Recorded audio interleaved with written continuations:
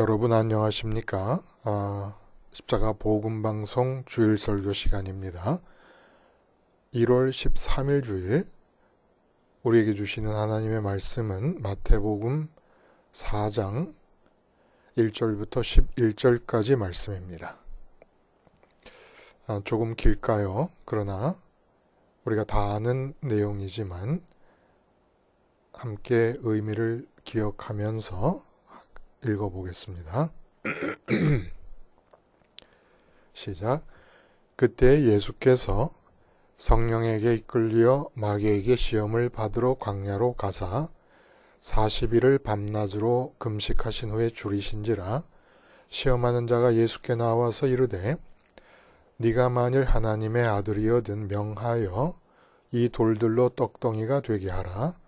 예수께서 대답하여 이르시되 기록되었으되 사람이 떡으로만 살 것이 아니요 하나님의 입으로부터 나오는 모든 말씀으로 살 것이라 하였느니라 하시니, 이에 마귀가 예수를 거룩한 성으로 데려다가 성전 꼭대기에 세우고 이르되 네가 만일 하나님의 아들이여든 뛰어내리라. 기록되었을 때 그가 너를 위하여 그의 사자들을 명하시리니 그들이 손으로 너를 받들어 발이 돌에 부딪히지 않게 하리로다 하였느니라. 예수께서 이르시되 또 기록되었을 때 주 너의 하나님을 시험하지 말라 하였느니라 하시니, 마귀가 또 그를 데리고 지극히 높은 산으로 가서 천하 만국과 그 영광을 보여 이르되 만일 내게 엎드려 경배하면 이 모든 것을 네게 주리라. 이에 예수께서 말씀하시되 사탄아 물러가라. 기록되었으되 주 너의 하나님께 경배하고 다만 그를 섬기라 하였느니라. 이에 마귀는 예수를 떠나고 천사들이 나와서 수종드니라. 오늘 우리가 함께 읽은 말씀 중심으로 만점 믿음 위한 기출문제집이라는 제목의 하나님 말씀 증거합니다. 만점 믿음 위한 기출문제집. 한국에서와 마찬가지로 독일에서, 미국에서 운전면허 필기시험을 보게 됩니다. 그때마다 필기시험 합격을 위한 필수적인 준비는 바로 기출문제집을 읽는 거지요.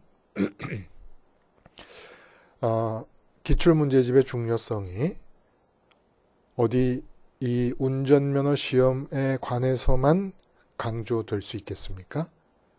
각종 공무원 시험, 그리고 각종 분야의 다양한 자격증 시험이나 합격 여부를 결정짓는 시험, 기출문제집이 아주 그냥 필수적입니다. 절대적으로 중요합니다. 그리고 해마다 치르는 대학 수능 시험을 위해서 고3 학생들에게 마지막으로 가장 중요한 책은 바로 기출문제집입니다.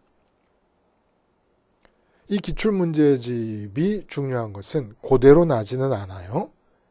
운전면허 같은 것은 그대로 나더라고요. 근데 많은 문제 중에서 골라서 나지요. 다 나는 게 아니에요. 근데 또 대학 수능 시험 같은 것은 그대로 나지도 않아요. 근데 유익한 것은 문제의 유형을 자꾸 경험하게 함으로써 그 유형에 속한 문제가 제시되었을 때 시험장에서 즉각적으로 반응할 수 있도록 훈련시켜주는 그런 효과가 있습니다. 우리 인생도 문제지요. 전부 문제예요. 문제 아닌 게 없습니다. 문제에서 문제로 연결이 되어 갑니다. 그럼 우리 인생을 만점 인생으로 살 수 있으려면 어차피 우리는 운명적으로 믿음으로 삶을 살아야 돼요. 믿음이라는 것은 예배당 안에서 나타나는 게 아니고 예배당에서 모여서 배울 수 있습니다.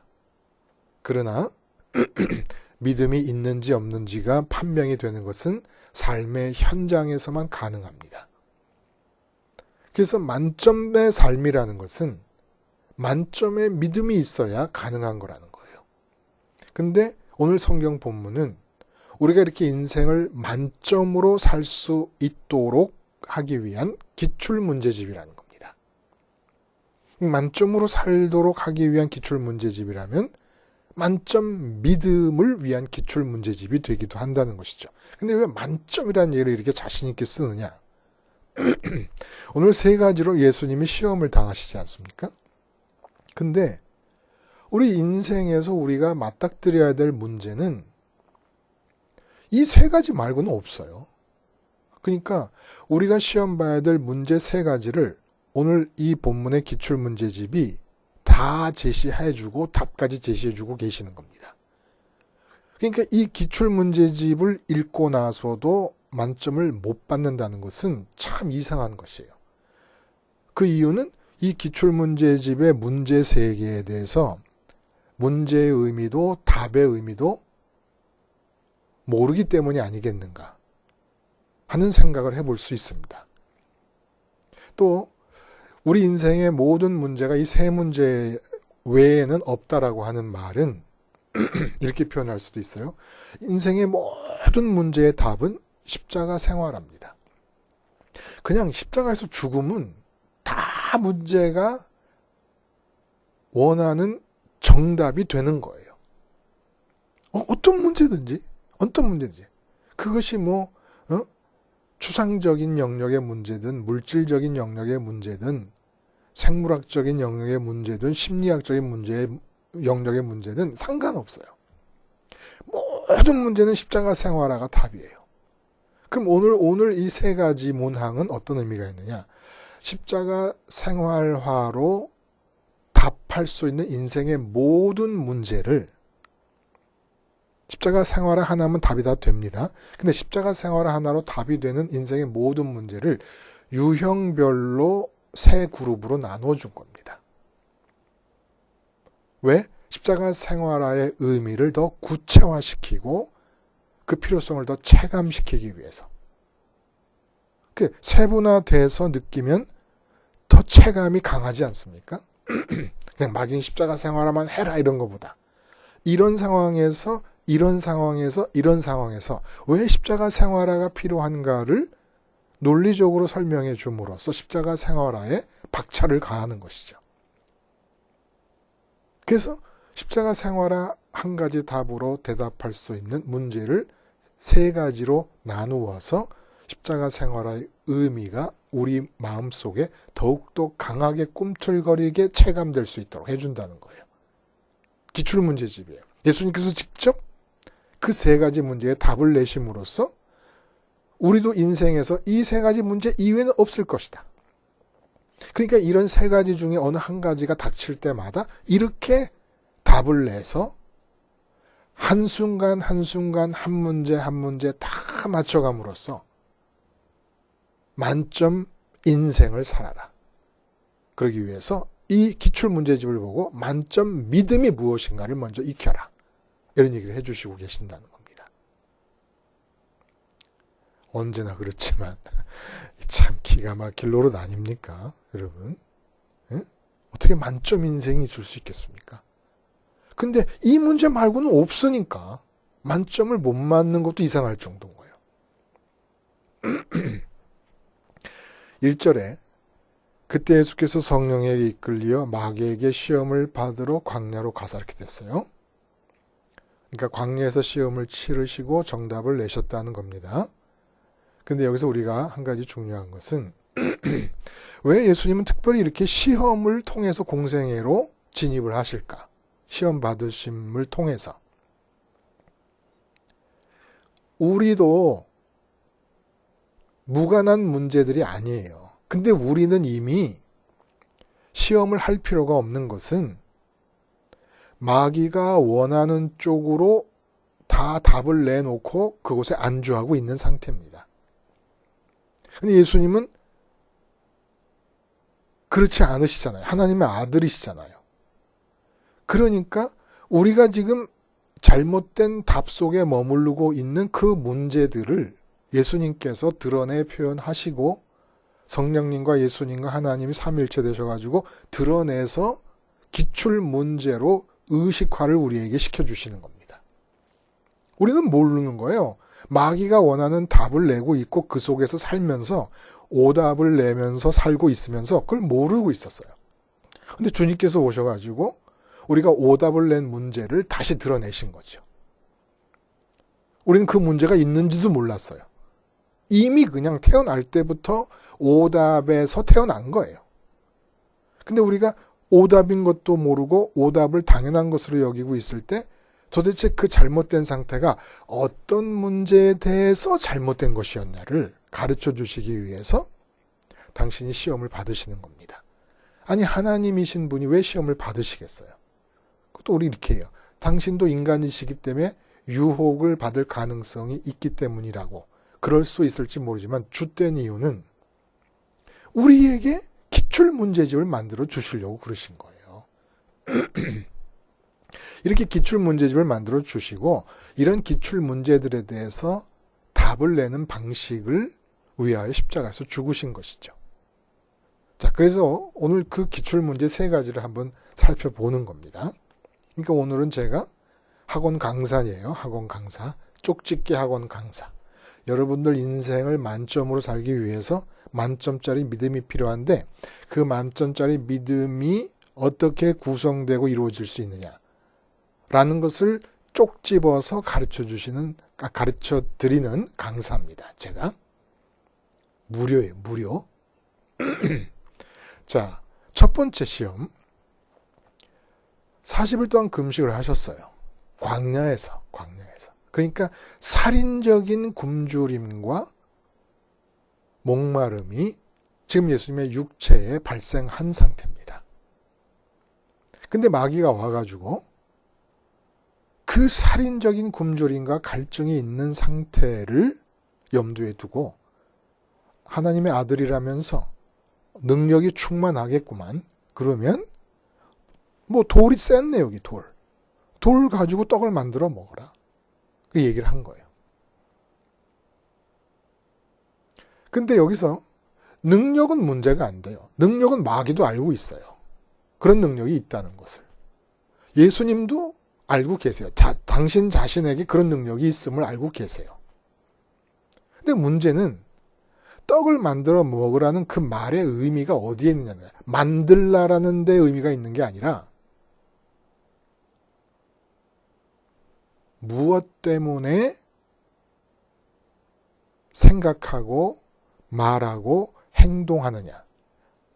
생각과 말과 행동의 이유가 무엇이냐를 시험하는 것입니다. 지금. 그래서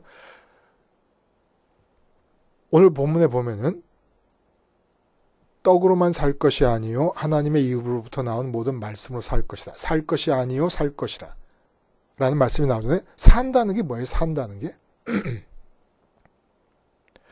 생각하며 느끼며 뜻하며 그대로 말하고 행동하는 거. 이게 사는 거잖아요.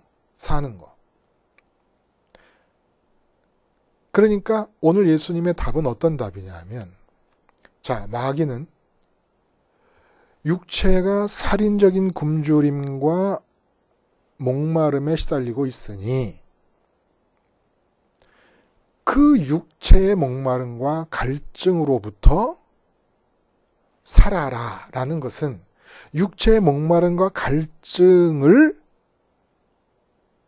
해결하기 위해 생각하고 행동하고 말하는 것을 삶의 내용으로 삼아라라는 얘기입니다. 근데 예수님께서는 이렇게 살인적인 굶주림과 갈증이 있는 육체가 있음에도 불구하고 내가 생각하고 내가 말하고 내가 행동을 하는 것은 그 육체를 이유로 삼아서 육체에서 출발하는 것이 아니라 육체 때문이 아니고 육체가 처한 상황에 응답하기 위한 것이 아니라 하나님으로부터 나는 생각하고 말하고 행동한다 라는 얘기를 한 겁니다. 그러니까 예수님이 마귀의 생각대로 하시자면 어떻게 하셨어야 되느냐 하면 야, 기어코 40일을 내가 다 채웠네. 이거 뭐 정말 죽기 일보 직전이구나. 어서 빨리 동리에 내려가서 우선 물부터 좀 마시고 떡을 구해서 먹어야지 하셨다면 육체의 굶주림과 육체의 갈증이 예수님의 생각의 근원이고 말과 행동의 이유라는 겁니다. 근데 이렇게 안 하셨다는 거예요. 대신에 아무리 육체가 급박하더라도 하나님께서 말씀하시는 것을 이유 삼아 생각하고 말하고 행동하겠다는 겁니다. 그러면 이제 그 하나님의 말씀 속에 떡과 물에 대한 해결 방법도 들어 있겠지요. 그러나 예수님이 반응하시는 것은 정말 절체절명의 상황 아닙니까? 40일 동안 사막에서 물 한 모금 풀 한 폭이 없는 그 메마른 땅에서 금식을 하신 뒤에 그럼에도 불구하고 육체가 생각과 말과 행동의 이유가 아닌 거예요. 그 육체의 상황이, 육체의 급박함이. 하나님으로부터만 생각하고 말하고 살겠다 라는 얘기를 해주고 계시는 겁니다. 그래서 육체를 하나님이 이 땅에 주신 이유는 뭘까요?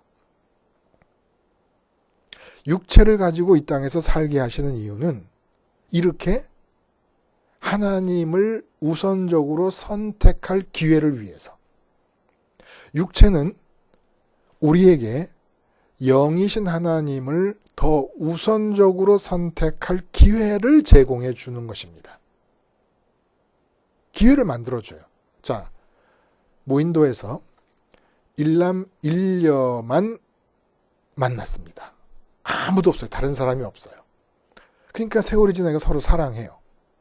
근데 드디어 어떻게 천신만고 끝에 구출이 되어서 밖으로 나왔어요.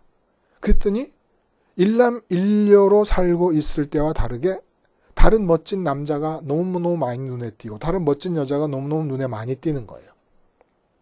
그랬더니 여자가 더 멋지게 보이는 다른 남자에게 가버리고 말았습니다. 근데 반대의 경우 너무 멋져서 마음을 사로잡기에 충분한 남자들이 나타나서 구애를 하는데 여자가 무인도에서 만난 그 남자를 지속적으로 우선시하는 마음을 유지해 갑니다. 그러면 이 남자 입장에서 무인도에서 일남일녀만 있을 때와 비교할 때 다른 남자들도 있는데 자기를 우선적으로 선택하는 이 여자의 마음이 얼마나 기쁘고 고맙고 감사하겠어요. 응? 하나님이 우리를 창조하셔서 처음부터 하늘에 두시면 돼요. 근데 왜 육체를 갖고 이 세상을 살게 하셨을까요? 우리 마음의 생각과 느낌과 이 뜻과 그리고 말과 행동 이렇게 사는 것이 도대체 영이신 하나님과 육체 중에 육체가 있고 육체가 처한 상황이 있잖아요. 육체의 연관성이 있지 않습니까? 그러면 어느 곳을 먼저 선택해서 생각과 말과 행동의 이유로 삼느냐. 이걸 보시기를 원하신 거예요. 그러니까 육체가 있다는 것은 우리로 하여금 하나님을 우선적으로 선택할 기회를 만들어 주는 것이다 라는 의미가 있다는 겁니다. 그러면 어떻게 이걸 실천적으로 이 첫째 문제, 첫 기출문제집의 첫 번째 문제를 삶 속에서 실천해 나갈 수 있겠는가? 왜냐하면 예수님은 하나님의 아들이시니까 얼마나 이렇게 할 수 있지만 우리는 이미 언제나 우리의 말과 우리의 생각과 우리의 행동은 이미 육체가 처한 상황, 육체의 상황으로부터 출발하고 있는 중인 거예요. 어떻게 이게 가능하겠는가? 이 상황을 보면 여러분, 하나님만 기억하는 치매 환자처럼 되어야만 가능합니다. 그러니까 예수님의 경우를 보면 치매에 걸리셔서 당신이 굶주리고 배고프다고 하는 것도 못 느끼고 근데 하나님만 기억해요.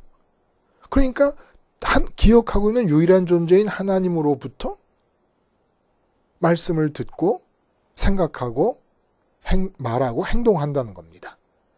하나님만 기억하는 치매 환자. 자, 치매에 걸리면 뇌 속에 기억장치가 손상을 입게 됐기 때문에 걸리는 거예요.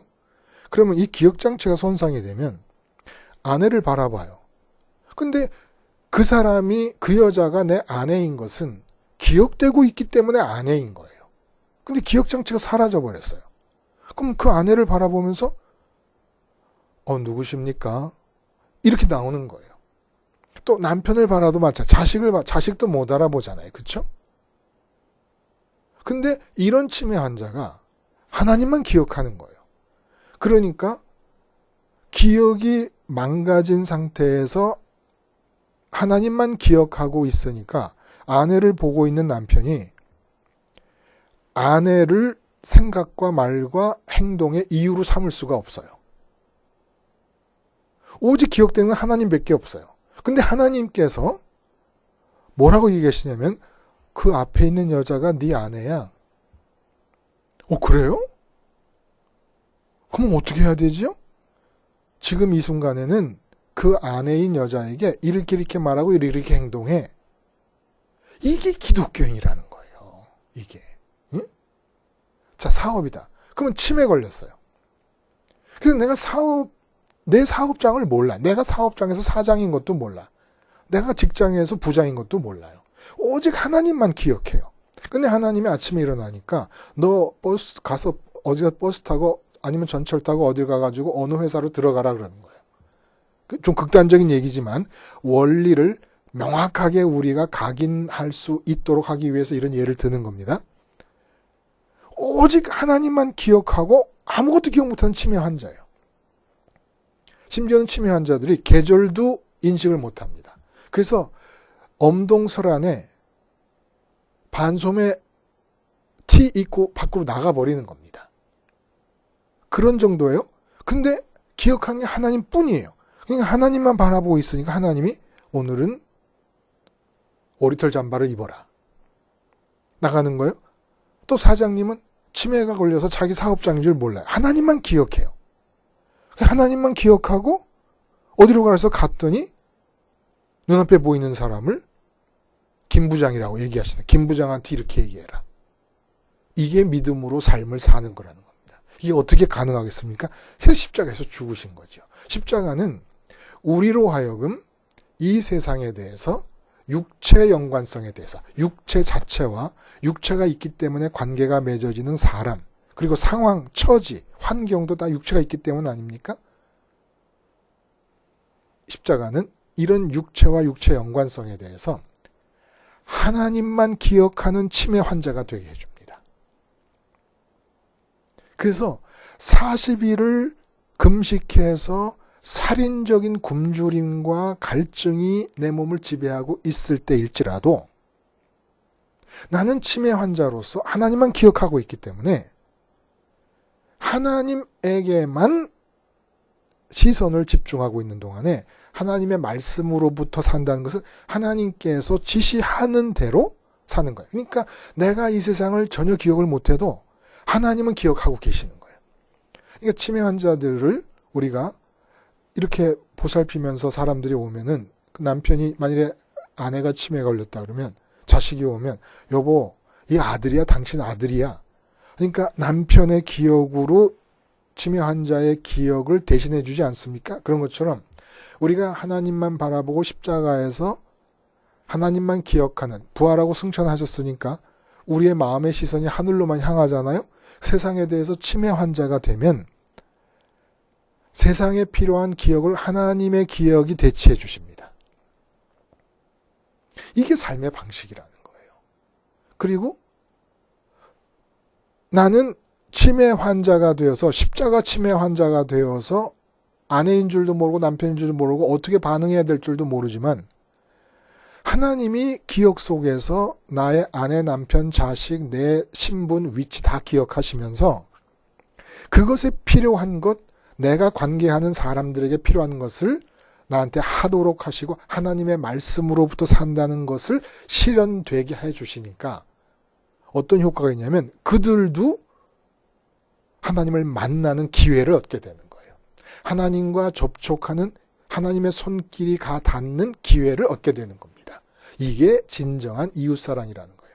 십자가로 하나님만 기억하는 치매 환자가 되기 전까지는 참다운 이웃사랑은 나올 수 없습니다. 내가 완전히 십자가 치매 환자가 되어서 내 눈앞에 있는 육체 연관성 안에 자식을 보더라도 그 자식을 진짜 사랑하고 싶다면 자식 인준도 모를 정도로 십자가에서 죽어서 자식을 완전히 마음에서 잊어버리는 치매 환자가 되면 그 사람이 나의 자식이라는 걸 기억하시는 하나님에 의해서 매 순간 돌아서면 난 또 잊어버리는 거예요. 왜냐면 하나님만 바라보고 있느라고. 세상에 대해서 치매 환자가 되느라고. 또 잊어버려요. 그럼 눈에 보이는 그 사람에 대해서 하나님이 기억하고 계시면서 하나님의 뜻을 말씀하시면 그 말씀대로 살아가는 겁니다. 여러분 이거 어려워 보여요? 좀 신나 보이지 않아요? 이게 원래가 복음을 받아들인 사람들에게서 일어나야 될 일이었다는 거예요. 기출문제 1번. 답은 십자가 치매 환자 되기. 하나님만 기억하는 십자가는 세상에 대해 죽는 거야. 세상에 죽는다는 게 뭐야? 세상이 이 내 머리의 기억 속에서 다 사라진다는 뜻이에요. 죽는다는 게. 그러니까 내가 기억이 없는 치매 환자라고 가정을 하는 겁니다. 어차피 육체가 죽어도 마찬가지예요. 세상에 대해 죽는다는 게 죽음이 뭐예요? 육체가 죽으면 기억 자체가 없어지는 거 아닙니까?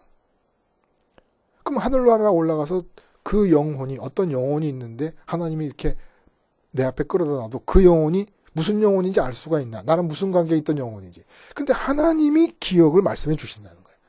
땅에서 너희 둘이 부부였어.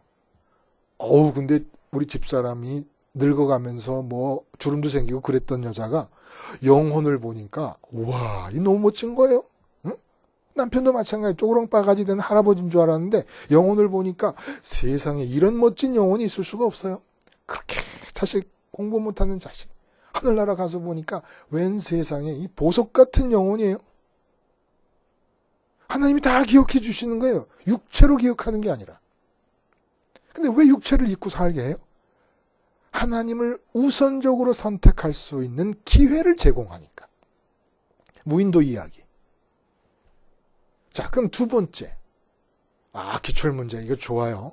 정말 이거, 뭐 우리 인생에서 만나는 거, 벌써 기출문제 하나만 알아도 인생의 33%는 다 해결이 되는 겁니다. 33%가 뭐야? 거의 뭐 100%라도 되지 않아요? 근데 더 세분화시키는 겁니다. 자, 거룩한 성으로 데려갔어요. 성전 꼭대기로. 그리고 말해요. 하나님의 아들이건 뛰어내려라. 그러면 그가 하나님께서 너를 위해서 천사들을 보내서 손으로 딱 받쳐가지고 그 높은 곳에서 떨어지면 사람이 어떻게 되겠어요? 아주 뼈가 으스러지고 죽겠죠. 근데 그렇게 되지 않도록 사뿐하게 받아서 너를 살리지 않겠는가? 이렇게 이제 시험을 하니까 예수님이 이르시되 주 너희 하나님을 시험하지 말라 하였느니라. 너무 대답이 간단해요. 주 너희 하나님을 시험하지 말라. 우리는 이미 첫 번째 문제에서도 그랬지만 이 두 번째 문제에서도 틀린 오답 속에 편안하게 안주하고 있는 상태인 거예요. 문제가 있었는지도 모르고 오답 상태에 머물고 있으니까 문제를 들춰내신 겁니다. 그러니까 결국 뭐예요? 우리는 계속해서 하나님을 시험하면서 살고 있는 중인 겁니다. 자, 주 너희 하나님을 시험하지 말라. 이게 어떤 의미일까요? 어떻게 하나님을 시험한다는 것일까요?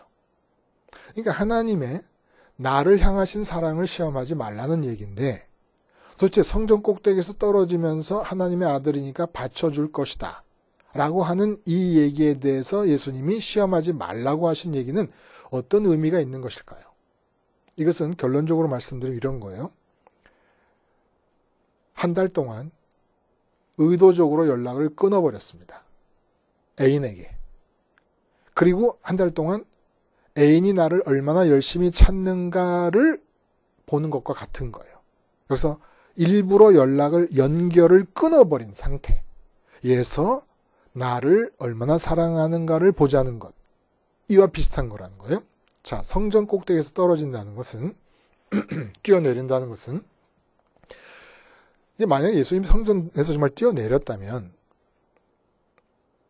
성전 꼭대기에서 뛰어내리실 때 이 결정을 하는 순간 예수님은 하나님과 무관한 상태, 하나님과 격리되거나 분리되어 있는 상태에서 예수님만의 결정으로 뛰어내리시는 것은 절대 아니라는 겁니다. 그러니까 하나님과 분리된 상태에서 내가 독립적으로 생각하고 독립적으로 뜻하고 독립적으로 계획하는 그런 존재로서 내 안에서 결정을 하고 그리고 이렇게 분리된 상태에서 뛰어내리면 그렇게 독립적으로 하나님과 무관하게 내가 결정한 대로 움직이고 말하고 행동하고 있는 나를 하나님이 사랑해 주실 것을 기대하는 것. 이게 하나님을 시험하는 것이라는 거예요. 예를 들면 이렇습니다. 사회에 무리를 일으키는 재벌가의 아들과 딸들이 자꾸 뉴스에 나와요. 그러면 아버지 회장님이 안 보이는 곳에서 자기 생각, 자기 말, 자기 행동으로 무리를 일으킨 겁니다. 그렇게 하면 이제 회장님 아버지가, 회장이신 아버지가 최인류 대형 로펌을 가동시키고 신문사 기자들에게 금품을 제공한다든지 광고 스폰서십으로 으름장을 넣어서 매스컴들을 입을 막습니다. 그리고 경찰청, 검찰청, 심지어는 판사에게 이르기까지 인맥을 총동원해서 파장을 최소화합니다. 근데 이것이 재벌 회장님의 아들 사랑이에요. 우리 인간들이 아들을 사랑할 때 오늘 예수님은 하나님의 아들이거든라고 했으니까 아들 사랑이에요. 그리고 우리도 하나님의 자녀라고 믿고 있어요. 근데 마귀가 시험한 것은 재벌 회장님이 회장님이 없는 곳에서 무리를 일으킨 자기의 자녀들을 사랑하는 것처럼 하나님도 너를 사랑하실 것이 아니냐라고 그 하나님의 사랑을 확인하도록 자극을 한 겁니다. 딱 이런 식으로 사랑을 하실 것이 아니겠냐고 물어본 거예요. 우리가 이렇게 살고 있는 거예요. 하나님 사랑에 대한 일반적인 오해가 있다는 거예요. 하나님으로 분리된 상태에서 내가 생각하고 말하고 행동해요. 독립적으로 존재하고 있어요. 그런 후에 그렇게 독립적으로 존재하는 나를 하나님이 사랑해 주실 것을 기대하는 겁니다. 근데 아실 것은 하나님의 사랑은 하나님 당신을 주셔서 당신과 연합하도록 하는 일 외에는 다른 사랑이 보이지 않습니다. 하나님 우리를 사랑하신다는 것은 오직 하나님 당신 자신만을 주시는 것으로 사랑하시는 거예요. 내가 하나님을 갖도록, 내가 하나님과 연합하도록. 그러니까 예수님이 성전 꼭대기에서 뛰어내리신다는 것은 마귀가 시험한 것은 하나님의 결정이나 하나님의 생각과 뜻과 관계없이 성전 꼭대기에서 일단 뛰어내려라. 일단 뛰어내렸으니 어떻게? 일단 사회 무리를 일으킨 재벌 자녀들에 대해서 회장인 아버지가 취하는 것처럼 일단 뛰어내렸으니 죽을 거 아니에요. 놔두면. 그러니까 천사를 보내서 구해줄 것 아니냐. 이렇게 얘기한 거예요. 근데 예수님은 실제로 성전 올라가서 성전에서 뛰어내리는 결정을 하나님 없이 할 수가 없는 거예요.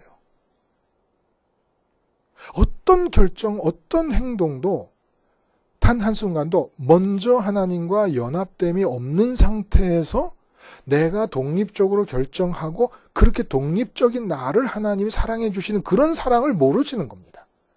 예수님에 대한 하나님 아버지의 사랑은 아버지 자신을 예수님께 주심으로써만 이루어지는 것이에요.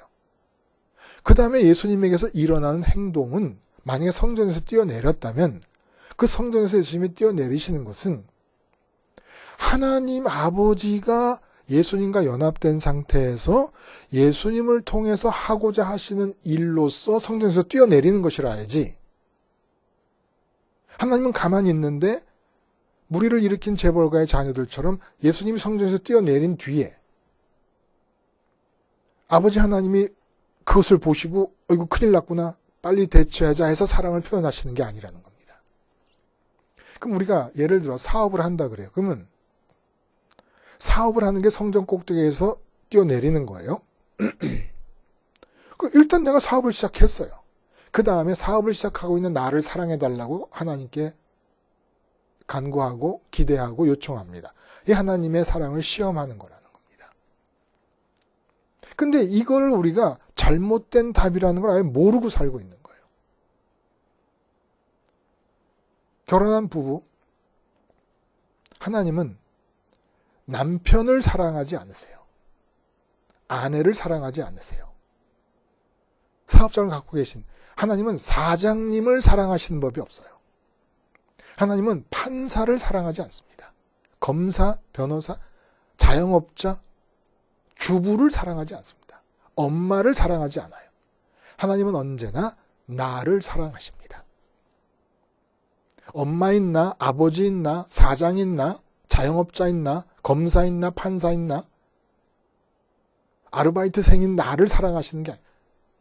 하나님이 나를 사랑하셔서 당신을 주신 다음에 하나님과 내가 연합된 상태에서 하나님은 엄마가 되게 하시고 아빠가 되게 하시는 것이고 사업을 하게 하시고 아르바이트생을 하게 하시는 것이지 아르바이트생인 나를 사랑하시는 법이 없어요. 근데 우리는 전부 이 세상에서 이미 독립적으로 내가 있어요. 그 다음에 그 나를 하나님으로부터 사랑받는 나가 되기를 원한다는 겁니다. 이거 하나님을 시험하는 거라는 거예요. 절대로 하나님 이렇게 안 하신다는 겁니다. 예를 들면 베드로가 요한과 함께 기도하러 성전에 올라가다가 성전 미문에 앉아있는 안진뱅이를 일으켰습니다. 이것을 그대로 우리의 삶에 적용하면 목회하시는 목사님들은 이렇게 능력이 나타나도록 목회하는 나를 사랑해 주시고 도와주시옵소서 이렇게 기도를 합니다. 이거는 하나님의 사랑을 시험하는 거예요. 베드로에게 허락하신 하나님의 사랑은 오순절을 통해서 하나님 자신입니다. 하나님 자신을 가진 거예요. 그리고 성전 미문에 올라가면서 안진뱅이를 일으킨 것은 전도자가 된 베드로를 사랑하신 게 아니라 베드로를 사랑하셔서 당신 자신을 주신 뒤에 베드로를 통해서 하나님 자신이 행하시는 것이지 베드로가 안진뱅이를 일으킨 기적은 베드로를 사랑하시는 게 아닙니다. 하나님이 내가 하는 사업을 잘 되게 하신다면 나를 사랑하시는 게 아니라 나를 사랑하셔서 당신 자신을 주신 다음에 당신이 내가 사장이고 있는 그 사업체를 잘 해나가고 계시는 것입니다. 그러니까 하나님의 사랑은 하나님 자신을 주시는 것 이외에는 사실 없는 거예요. 사도 바울이 이렇게 얘기하죠. 독생자를 주신 하나님께서 무엇인들 안 주시겠느냐. 다 주신다. 그 다 주신다는 말의 내용이 뭡니까? 그래서 사도 바울이 다 받았어요? 뭘 받았어? 늘 고지처럼 예수님이 그러셨던 것처럼 머리 둘 곳도 없이 살았는데 그러지 않았습니까? 어디 머리 둘 곳이 있었어요, 사도 바울이? 그 말의 의미가 뭐예요? 다 주신다고 하는 그 말의 의미가. 하나님이 이 사도 바울을 사랑하셔서 당신 자신을 주셨습니다. 그런데 내가 받은 사도 바울이 받은 그 하나님은 이 세상에서 마음만 먹으면 못 이루실 게 없는 분이세요. 그 점에서 다 받은 거예요. 왜냐하면 세상의 주인이시니까. 마치 왕인 남자와 결혼한 왕비가 왕 하나 받으니까 그 나라 다를 받은 것과 마찬가지죠. 그런 의미죠. 그러나 다 받았다고 해서 왕비에게 나라 전체에 있는 게 다 필요합니까? 왕비 한 여자가 살기 위해서 필요한 건 그 다가 아니잖아요. 극히 일부분만 있으면 되잖아요. 그런 의미죠. 하나님이 사랑하십니다. 그러나 분명한 것은 절대로 하나님과 분리된 상태에서 독립적으로 구성되어진 그 나를 사랑하시지 않습니다. 그러니까 사업가로서 아무리 사랑을 외쳐도 원하는 사랑은 주어지지 않을 거예요. 남편으로서 아내로서 아무리 하나님의 사랑을 구해도 여러분이 기대하는 그런 사랑은 하나님부터 주어지지 않습니다. 오직 하나님의 사랑은 당신 자신을 주시는 거로만 나타납니다.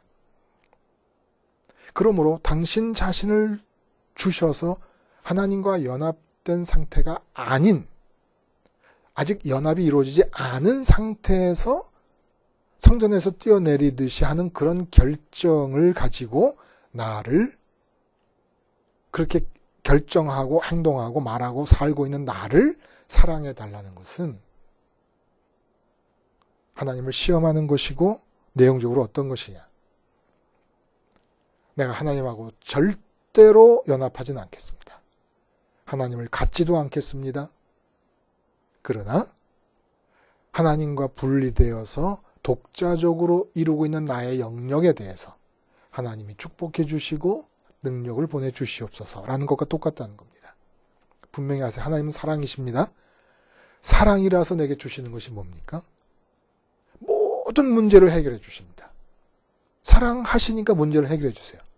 근데 하나님이 느끼시는 문제, 그게 뭐예요? 내가 지금 돈 문제 때문에 걱정하고 있어요. 근데 하나님이 느끼시는 문제는 우리가 느끼는 돈 문제가 문제가 아니에요. 내 마음이 하나님과 연합되어 있지 않은 상태가 문제인 겁니다. 그러므로 돈 문제에 빠져 있는 나를 하나님이 사랑하시려면 우리가 돈을 붙들고 있는 상태에서 손을 놓고 하나님을 붙잡아서 하나님과 연합이 되어야만 됩니다. 사랑받고 싶으십니까? 그러면 하나님을 받을 준비를 하세요. 근데 이 역시 어떻게 가능합니까? 지금 내가 느끼고 있는 문제, 남편 문제다. 남편 때문에 날마다 괴롭고 마음이 아프고 사는 게 사는 것 같지 않고 딱 죽어버렸으면 좋겠고, 그러면 이 남편 때문에 괴로워하는 나를 사랑해 주세요라고 기도할 거 아닙니까? 근데 그 남편의 아내인 한 하나님은 사랑을 주실 수가 없어요. 왜냐하면 좋아해도 마찬가지고 싫어해도 마찬가지지만 싫어해도 남편을 붙잡고 있는 거거든. 그런 한 하나님은 사랑을 주실 수가 없어요. 우리가 하나님은 사랑이시다 사랑이시다 하면서도 아니 천지를 지으신 하나님이 사랑이시면서 내 아버지인데 그럼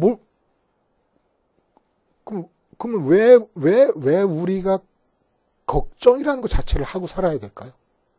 천지의 창조주가 나를 사랑하시는 아버지인데 사랑을 못 받기 때문에 사랑을 받지를 못해. 계속 하나님을 시험만 하고 있어. 하나님 사랑이시라니까. 해놓고 재벌들의 2세들처럼 하나님과는 상관없이 내 멋대로 생각하고 말하고 행동해놓고 그렇게 삶을 이끌어가면서 거기다 대고 사랑을 해달라고 자꾸 그러는 거예요. 그럼 그 사랑은 내가 원하는 식으로 가야만 사랑이 되는 거예요. 하나님은 당신 자신을 주시는 것 외에 사랑하는 방법을 모릅니다. 그리고 내게서 일어나는 모든 일은 나를 사랑하셔서 주시는 것이 아니라 하나님이 내게 이루어 주시는 것이 아니라 하나님이 내게서 이루시는 거예요. 나를 사랑하시는 것이 아니라 나를 사랑하셔서 내 속에 들어오셔서 당신이 원하는 것을 이루어 가시는 것입니다. 목사님들이 목회하는 나를 사랑해달라고 해요. 그 사랑이 뭐예요? 목사님이 꿈꾸는 하나님의 사랑이 부흥되는 것. 대형교회가 되는 것. 그런 사랑은 하나님의 사전에는 없는 거란 말입니다. 그건 수많은 재벌 2세들이 무리를 일으켜 놓고 거기에 대해서 아버지가 사랑을 표현하는 것과 똑같은 거예요. 목사님들, 목회를 맡고 있는 모든 목사님들에 대한 하나님의 사랑은 당신 자신을 주려고 하는데, 목회를 붙잡고 있으니까 당신 자신을 주시면 우리도 손으로 끼어 안아야 되잖아요. 근데 하나님을 끼어 안아야 될 손으로 딴 걸 붙잡고 있으니까 하나님을 주셔도 받지를 못하는 거예요. 하나님 사랑 받으면서 삽시다. 예? 하나님 사랑은 하나님 자신 말고는 할 줄 몰라요, 하나님은. 그리고 하나님과 연합해서 하나님을 가지면 그 다음부터는 나를 사랑하셔서 주시는 것들이 아니라 하나님이 이루어 가시는 것들이에요. 근데 세상 사람들이 볼 때는 나에게 주시는 것으로 보이니까 그렇게 주신다라고 말할 수도 있겠죠. 그러나 본래적인 의미에서는 주시는 게 아니에요. 하나님이 이루시는 것이지 하나님이 이루어 주셨다 이런 말은 없다는 겁니다. 본래적인 의미에서는 하나님이 당신을 주셨고 나를 통해서 당신이 이루실 뿐이라는 겁니다. 그래서 성전 꼭대기에서 뛰어내리는 것, 하나님께 들은 말이 없어요. 근데 뛰어내리래요. 그럼 뛰어내려도 아들이니까 구해줄 것이 아니냐? 그런 것은 있을 수가 없다는 겁니다. 하나님과 연합되지 않은 상태, 하나님의 사랑으로서, 사랑의 내용으로서 갖지 않은 상태에서 내가 내 삶을 만들어 놓고 또 그런 삶의 주인인 내가 되어서 그런 나의 삶을 사랑해 달라는 기도는 하나님을 시험하는 것이고, 하나님을 시험한 이스라엘 백성이 단 한 사람도 여호수아와 갈렙 두 사람 빼놓고 60만 장정이 59만 9,998명이 다 광야에서 죽고 복지를 못 들어갔습니다. 하나님을 시험하고 있는 한 절대로 복지가 주어지지 않습니다. 그래서 하나님 한 분을 받기 위해 내 마음이 이 세상에 있는 것 중 티끌이라도 갖고 있다면 다 죽는 겁니다. 사실은 1번 문항과 2번 문항은 연쇄적으로 발전하고 있어요, 내용이. 자, 그러면 3번 문제, 기출문제 세 번째. 천하 만국과 그 영광을 보여줬다 그래요. 그래서 마귀에게 엎드려 경배만 하면 이 모든 것을 내가 주겠다. 그러면 사탄이 원하는 것은 자기가 예수님에게 절을 받고 싶은 게 아닙니다. 예수님께 절 받은 게 뭐가 그렇게 대단해요? 문제는 사탄 자신에 대한 예수님의 태도보다는 하나님에 대한 예수님의 태도를 왜곡시키고 싶은 겁니다. 그래서 천하 만국의 영광이라는 것은 천하 만국에 있는 사람들의 시선이 주목되는 자리를 말하는 거예요. 그 자리에 세워주겠다는 겁니다. 근데 천하 만국에 있는 사람들의 시선이 어디로 주목됩니까? 천하 만국에 있는 사람들이 자기들끼리 약속한 가치가 있어요. 이것은 좋은 것이다. 이것은 안 좋은 것이다. 자기들끼리 만들어 놓은 가치가 있어요. 그 가치를 많이 가지면 세상 사람들의 시선이 주목됩니다. 근데 왜 가치를 따지는 걸까요? 이건 중요하고 이건 안 중요하다. 이건 소중하다. 이건 덜 소중하다. 좋다, 나쁘다. 이거 왜 따지는 겁니까? 모든 인간은 그 마음이 하나님이 들어가셔야만 해결되는, 하나님이 들어가셔야만 만족으로, 기쁨으로 해결이 날 수 있는 공백을 갖고 있기 때문입니다. 연속되는 거예요, 사실은. 1, 2, 3항이 발전적으로. 그래서 천하 만국의 영광은 모든 사람이 내 마음의 빈 부분을 채워줌으로써 만족과 기쁨을 얻을 수 있다고 믿어지는 대상들이 가치가 되는 겁니다. 이 세상 사람들이 정한 가치예요. 근데 그것을 주겠다는 거예요. 그래서 여기서 섬긴다는 말은 마귀에게 절하는 것을 섬긴다는 뜻이 아니라 천하 만국의 영광을 섬기는 겁니다. 마귀에게 절하는 것은 방편인 거예요. 그 섬기고 있는 천하만국의 영광, 천하만국 사람들이 정해놓은 가치를 많이 가짐. 그것을 위한 방편이지 마귀를 섬기라는 거, 자기를 섬기라고 한 게 아니에요, 사실은. 그래서 재물과 하나님을 겸하여 섬길 수 없다 하신 말씀과 마찬가지죠. 근데 이것도 우리가 첫 번째 문항에서 실천적인 면을 생각했어요. 그래서 십자가 치매 환자가 되자라는 얘기를 했습니다. 그리고 두 번째도 실천적인 면을 염두에 두고 오직 하나님의 사랑은 하나님 자신을 주실 뿐이고 이 세상에서 일어나기를 바라는 우리가 이제까지 생각했던 하나님 사랑의 내용은 그건 하나님이 사랑하시는 것이 아니라 하나님이 들어오시면 하나님만을 가져서 하나님이 들어오시면 하나님이 하시는 것이다라는 얘기를 기억하자 그랬어요. 그것도 십자가를 통해서만 가능한 것이죠. 십자가를 통해서 하나님만 갖는 것이고 십자가를 통해서 치매 환자가 되는 겁니다. 이 기쁨과 만족에 관한 문제예요. 결국은 천하만국의 영광을 주겠다는 것은 영광이라는 게 빛이 비추는 것인데 사람들의 시선이 어디로 비춰집니까? 영광스러운 자리가 사람들이 다 쳐다보는 자리 아니에요? 그 세상의 가치를 많이 가지면 그것과 똑같이 예수님께서 어떻게 답을 하시냐면 하나님만으로 만족하고 기쁘다. 이걸 하나님을 섬긴다라는 말로 표현한 겁니다. 하나님만 섬기라는 것은 하나님만 그를 섬기라 하였느니라. 다만 그를 섬기라는 것은 다만 만족과 기쁨은 하나님뿐이다 라는 것을 믿으라는 얘기입니다. 어차피 돈이 기쁘고 만족이라는 것도 믿고 있는 거기 때문에 그래요. 근데 결국은 믿음이 배반을 당해도 어떻게 생각하냐면 더 큰 돈이 있어야 되나 보다 하고 재벌들도 더 큰 돈을 향해 갈 뿐이지요. 그 믿음이에요. 믿음. 믿으라는 얘기예요. 이 믿으라는 얘기는 어떤 얘기냐면 이런 겁니다. 보세요. 우리가 돈 나고 사람 낳나 사람 나고 돈 낳지. 돈이 행복을 좌우하는 게 아니다. 이런 이론을 알고 있음에도 불구하고 모든 사람들은 새해가 되면 은근히 돈이 많이 들어올 것을 기대하면서 살아갑니다. 근데 그 사람한테 물어보면 에이 사람 나고 돈 낳지 돈 나고 사람 낳나? 다 알아요. 그 돈이 행복의 절대 조건은 아니다. 말 다 해요.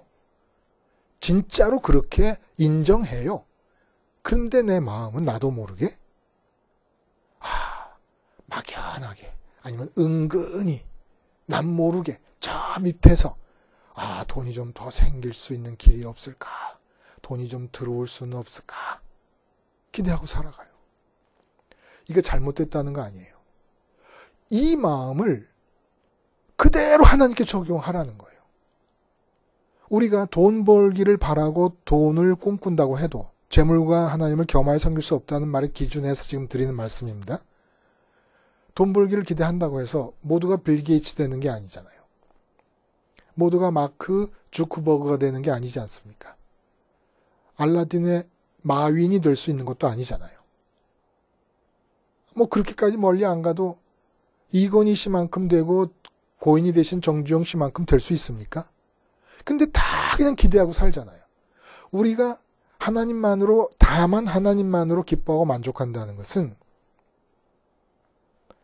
예수님이 지금 현재 하늘에서 아버지 하나님 때문에 기뻐하시는 그 기쁨으로 도달하겠다는 얘기거든요.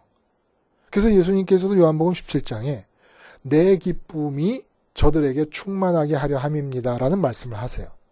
그 구원이 뭐예요? 예수님이 느끼시는 하나님 아버지로 인한 기쁨이 내게도 충만해지는 거예요. 근데 문제는 실천적인 면을 생각해 보면 하나님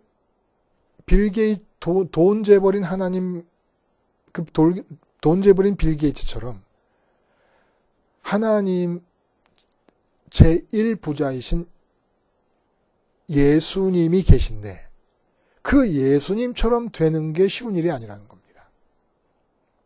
그러면 믿는 거예요. 뭘 믿느냐? 세상 사람들은 돈이 있어야 만족하고 기쁠 거라고 노골적으로 믿건 은근히 믿건 자기 암시적으로 믿건 하여간 믿어요. 아니면 뭐 고백적으로 믿건 어디 가든지 입으로 떳떳하고 당당하게 돈이 있어야 돼 이러고 말하고 다니면서 떳떳하게 고백을 하든 자기 암시적으로 믿든 하긴 믿어요. 하나님을 우리가 그렇게 믿자는 거예요. 당장에 칼로 무 자르듯이 기계적으로 무슨 주문 외우면 나타나는 결과인 것처럼 그렇게 뚝딱 예수님과 같은 하나님 재벌이 될 수는 없지만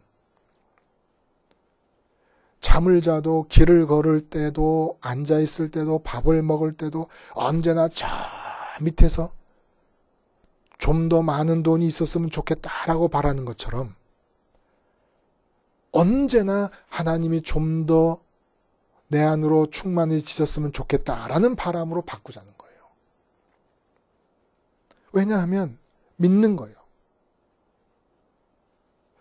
돈은 절대로 아무리 가져도 끝이 없는 과정을 만들어냅니다. 만족과 기쁨이 없어요. 근데 우리는 정말 무한하신 하나님의 티끌만큼의 부분을 가져도 세상을 논채로 하나님을 가질 경우에 그 기쁨이 사그라들지 않습니다. 그리고 그 기쁨이 하나님을 더 갖게 하는 기쁨으로 바뀌는 거예요. 세상에 기쁨이 주어질 거라고 믿어지는 대상들은 가졌는데 기쁨이 없어서 더 큰 걸 갖게 되지만 하나님을 갖는 기쁨은 조금 가졌는데 그 기쁨이 너무 좋아서 더 갖게 되는 거예요. 더 갖게 되고 더 갖게 되고. 근데 우선은 절대로 우리는 시간 문제지 하나님 재벌에 도달하게 된다는 것을 알고 믿는 것이 중요하다는 거예요.